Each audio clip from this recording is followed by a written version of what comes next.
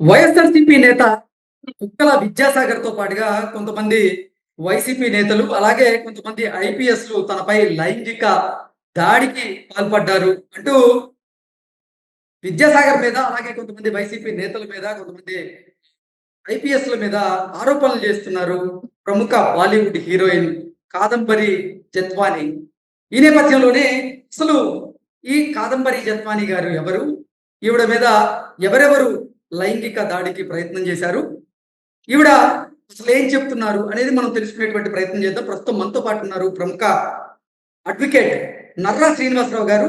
ఆయన ఇప్పుడు జత్వాని తరపున లాయర్‌గా వ్యవహరిస్తున్నారు. సో, జత్వాని గారు శ్రీనివాస్ గారికి ఏం చెప్పారనేది మనం తెలుసుకునేటువంటి ప్రయత్నం చేద్దాం. సార్ నమస్తే అండి. నమస్తే అండి. శ్రీనివాసరావు గారు. కాదంబరి జత్వాని తన మీద లైంగిక వేధింపులకు పాల్పడ్డారు అంటూ వైఎస్ఆర్‌సీపీలో ఉన్నటువంటి కుక్కల విద్యాసాగర్ గారి పేరు, అలాగే కొంతమంది ఐపీఎస్‌ల పేర్లు కూడా ఆవిడ చెప్తున్నటువంటి నేపథ్యంలో ఏంటి ఈ వ్యవహారంలో ఎవరెవరు ఇన్వాల్వ్ అయ్యి ఉన్నారు? ఎవరెవరి పాత్ర ఉంది? అసలు జత్వాని గారు మీకేం చెప్పారు అంటే ఏం చెప్తారు? ఈ ఈ కేసు మొత్తం నేపథ్యాన్ని గనుక చూసినట్టే ఒక తప్పుడు కేసుని ఆమె మీద బనాయించి ఆమెని, ఆమె తల్లిదండ్రుల్ని వారి తండ్రి గారు మన ఆర్మీలో పనిచేసి రిటైర్ అయ్యారు. వారికి 73 సంవత్సరాలున్నాయి. తల్లి గారు రిజర్వ్ బ్యాంక్‌లో అసిస్టెంట్ గవర్నర్‌గా పనిచేసి, అసిస్టెంట్ మేనేజర్‌గా పనిచేసి రిటైర్ అయ్యారు. ఆమె వయసు 68 సంవత్సరాలు. ఓకే. బేసిక్‌గా ఎఫ్ఐఆర్‌లో ఉన్నటువంటి ఎలిగేషన్ ఏందంటే, ఈమె ఒక ఫ్యాబ్రికేటెడ్ డాక్యుమెంట్‌ని క్రియేట్ చేసి, ఆయన దగ్గర నుంచి ఆస్తిని కాజేయాలని ఒక 5 ఎకరాల భూమిని వేరే వాళ్ళకి ఎవరికో ఇక్కడికి ఆంధ్రప్రదేశ్ వచ్చి ట్రాన్సాక్షన్ చేసి వాళ్ళ దగ్గర 5,00,000 రూపాయలు తీసుకుందనేటువంటిది ఒక అభియోగం ఉంది. ఓకే. మొత్తం గనక పరిశీలించినట్లయితే దీని వెనక ఏదో ఒక పెద్ద స్టోరీ ఉందనేటువంటిది మాత్రం అర్థమవుతుంది. హ్మ్. గతంలో ఏందంటే ఆమె అరెస్ట్ అయిన సందర్భంలో, బెయిల్ నుంచి విడుదలైన సందర్భంలో మేము ఆ తర్వాత కండిషన్ రిలాక్సేషన్ కోసం నన్ను అప్రోచ్ అయినప్పుడు కొన్ని వివరాలు సేకరించడం జరిగింది. అయితే వాళ్ళు అప్పటికే ట్రెమెండస్ ప్రెషర్‌లో ఉండటం వల్ల ఇతరత్రా అంశాల జోలికి వెళ్లకుండా కేవలం వాళ్ళ బెయిల్‌కి సంబంధించి, వాళ్ళ కండిషన్ రిలాక్సేషన్‌కి సంబంధించి మాత్రమే పరిమితమై అంతవరకు మాత్రమే ఇన్‌స్ట్రక్షన్స్ ఇచ్చాను. అయితే హ్మ్. మీడియాలో వచ్చినటువంటి రకరకాల కథనాల్ని మళ్ళా నేను పరిశీలించి వారిని అడిగితే వారు చెప్పిందేంటంటే పోలీస్ అధికారులు ఇప్పుడు 2వ తారీఖు ఎఫ్ఐఆర్ రిజిస్టర్ అయింది ఫిబ్రవరిలో. 3వ తారీఖు ముంబై ఎళ్లారు. వాళ్ళేమో నక్సలైట్లు కాదు, లేకపోతే వాళ్ళేమో దేశద్రోహులు కాదు, టెర్రరిస్టులు కాదు.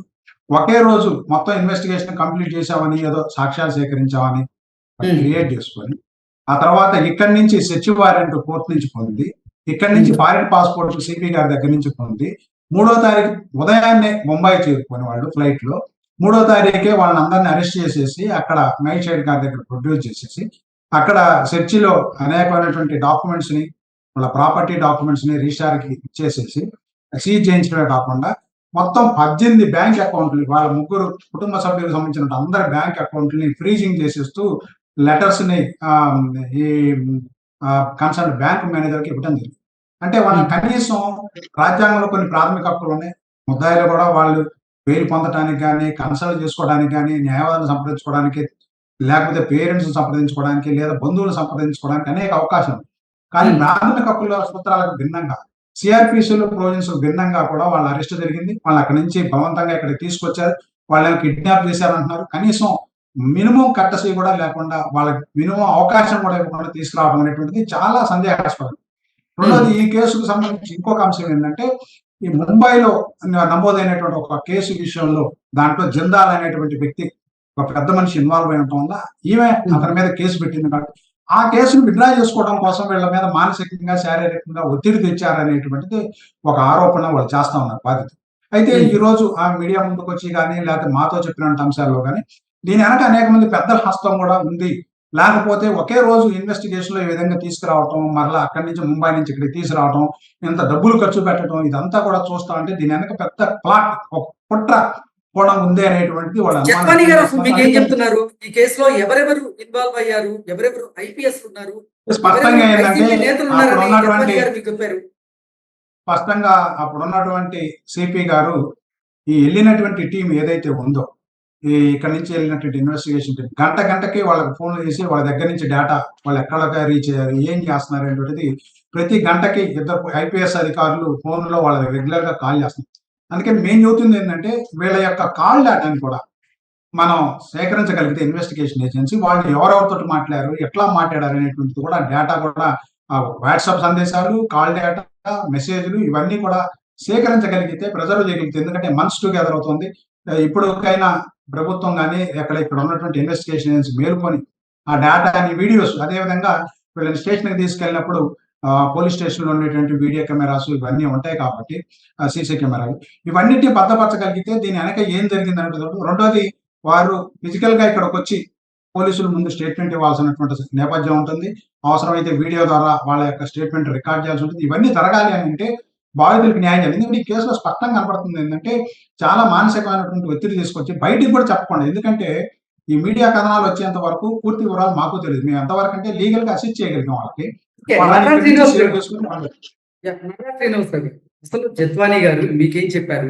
ఆవిడ మీద లైంగిక వేధింపులకు ఎవరెవరు పాల్పడ్డారని చెప్పారు? దీనికి సజ్జల రామకృష్ణారెడ్డికి సంబంధం ఏమైనా ఉందా? అంటే ఈ కేసు వ్యవహారానికి ఇప్పుడు ఒకటేంటంటే న్యాయవాదులుగా మేము చేయగలిగింది అంటే ఫ్యాక్ట్ ఫైండింగ్ అనేటువంటిది క్లయింట్ల దగ్గర తీసుకుంటాం. దాంట్లో రివీల్ చేయగలిగిన ఫ్యాక్ట్స్ ఉంటాయి, రివీల్ చేయకూడని ఫ్యాక్ట్స్ ఉంటాయి. ఇప్పుడు ఇన్వెస్టిగేషన్ అధికారులు వీటన్నిటిని అనర్థ చేయాలంటే బయటికి తీసుకురావాలి. ఆమె రేపు ఇన్వెస్టిగేషన్ అధికారుల దగ్గర ఏమి స్టేట్మెంట్ ఇస్తుంది, లేదా ఏదైనా జడ్జి గారి దగ్గర స్టేట్మెంట్ ఇస్తుందా, స్టేట్మెంట్స్ రికార్డ్ చేస్తారనేది ఆమె ఇక్కడికి వచ్చిన తర్వాత అయితే ఇవన్నీ అసెట్ అయితే బేసిక్ గా ఏంటంటే ఈ కేసు కొంత అన్యాచురల్ గా ఉంది కాబట్టి పెద్దల హస్తం కూడా ఉండేటువంటి అవకాశం ఉందనేటువంటిది ప్రస్తుతం. అంటే ఎవరా పెద్దలు అనేటువంటిది బాధితురాలు స్వయంగా చెప్పాలి. దాన్ని అసెప్టైన్ చేయడం కాదు. ఇదేంటంటే న్యాయవాదులుగా మా పాత్ర ఎంతవరకు అంటే విషయాలని బయటికి తీసుకురావడం, లీగల్ గా అసిస్ట్ చేయడం. కాబట్టి మనం ఇప్పుడు ఒక కన్ఫైన్మెంట్ ఏంటంటే మాకున్నటువంటి పరిమితులు ఏంటంటే ముఖ్యంగా పోలీస్ అధికారుల పాత్ర, 2-3 ఐపీఎస్ అధికారుల పాత్ర ఉందనేటువంటిది మాత్రం చెబుతాం. దీని వెనక ఇంకెవరు పెద్ద లైంగిక దాడి జరిగింది అని జత్వానీ గారు మీకు చెప్పారా? అంటే ఇది ఇప్పుడు విచిత్రం ఏంటంటే మేము లీగల్ పారామీటర్ లో కోర్టులో ఏం చేయగలమో అంతవరకే మా ఇన్ఫర్మేషన్ మేము కన్ఫైన్ చేయగలుగుతాం. మీడియాలోకైనా బయటకు వెళ్తాం. మిగతా అన్ని అంశాలు క్లయింట్ ఇష్టపడి ఆమె చెప్పుకుంటే మాకు సంబంధం లేదు. కానీ మనం కొంత సీక్రెసీని మా యొక్క ప్రొఫెషనల్ డ్యూటీస్ లో మెయింటైన్ చేయాలి కాబట్టి మేము అన్ని అంశాలని నా నోటి కూడా నేను చెప్పలేను. ఆమె 1 or 2 days లో పోలీస్ అధికారుల ముందు అపేర్ అవుతుంది. పోలీసులు స్పెషల్ టీం వేశారు ఇప్పుడు. అట్లాగే ఇప్పుడే నాకు అందిన ఇన్ఫర్మేషన్ ప్రకారం ఒక స్పెషల్ ఏసీపీని కూడా వేశారు. ఇన్వెస్టిగేషన్ లో ఇవన్నీ అంశాలు రావాలి కాబట్టి నేను ప్రత్యేకంగా ఎవరి మీద ఆరోపణ చేయడం నాకు అవసరం లేదు. ఎందుకంటే క్లయింట్ వారి నోటికుండా వారికి జరిగినటువంటి ఇబ్బందిని బయటికి చెప్పాల్సిన అవసరం ఉంది. దాన్ని పోలీసు వాళ్ళు స్టేట్మెంట్స్ రూపంలో తీసుకోవాలి. కాబట్టి అవన్నీ తీసుకున్న తర్వాత ఎవరెవరు ఉన్నారు, పెద్దలు ఉన్నారా లేకపోతే ఎవరు ఉన్నారు అనేది బయటకు వస్తుంది. మనం 1 or 2 days కొంచెం ఓపికతోటి వేచి చూడాలి. మనం మీడియాలో సెన్సేషన్ కోసం కాకుండా అసలు బాధితురాలు ఏం చెప్తుంది, ఈయన వెనక ఎవరున్నారు, పోలీస్ అధికారులు ఉన్నారా, ప్రైవేట్ వ్యక్తులు ఉన్నారా, ప్రభుత్వం పాత్ర ఉందా అనేటువంటిది తేలాలి. అది 1 or 2 days లో బయటకు వస్తుంది. ఎందుకంటే ఆమె క్లియర్ గా స్టేట్మెంట్ ఇస్తుంది, వీడియో రికార్డింగ్ ఉంటుంది, అవసరమైతే జడ్జి గారి ముందు కూడా స్టేట్మెంట్ ఇస్తుంది. మేము ఆ విధంగా ఆమెకి ఉన్నటువంటి ఇబ్బంది ఏదైనా ఉంటే ఓపెన్ గా చెప్పుకునేందుకోసం లీగల్ సహాయం మేము చేయగలుగుతాం. చూద్దాం, లెటర్స్. ఖచ్చితంగా పోలీస్ అధికారులు ఈ కేసులో చాలా అతి ఉత్సాహం ప్రదర్శించారు. వాళ్ళకి తప్పనిసరిగా శిక్షలు పడాలి. రెండోది, ప్రైవేట్ వ్యక్తి ఎవరైతే ఈ కంప్లైంట్ ఇచ్చారో ఆయనకు సహకరించారో సాక్షులుగా ఉండి వాళ్ళందరూ కూడా ఖచ్చితమైనటువంటి ఫలితాలను అనుభవించాల్సి ఉంది. ఎందుకంటే ఇంత తప్పుడు కేసు పెట్టి లేడీస్ ని, సీనియర్ సిటిజన్స్ ని అక్కడి నుంచి తీసుకొచ్చి ఈ విధంగా ఇబ్బందులు పెట్టారనే వాస్తవం. 20 రోజుల పాటు బెయిల్ కూడా అప్లై చేసుకునే అవకాశం కల్పించలేదు. అది దుర్మార్గం. తర్వాత 40 రోజుల తర్వాత బెయిల్ వచ్చింది. బెయిల్ కూడా మళ్ళీ కండిషన్ తోటి వచ్చింది. ఆ కండిషన్ మళ్ళీ రిలాక్సేషన్ చేయాల్సి వచ్చింది.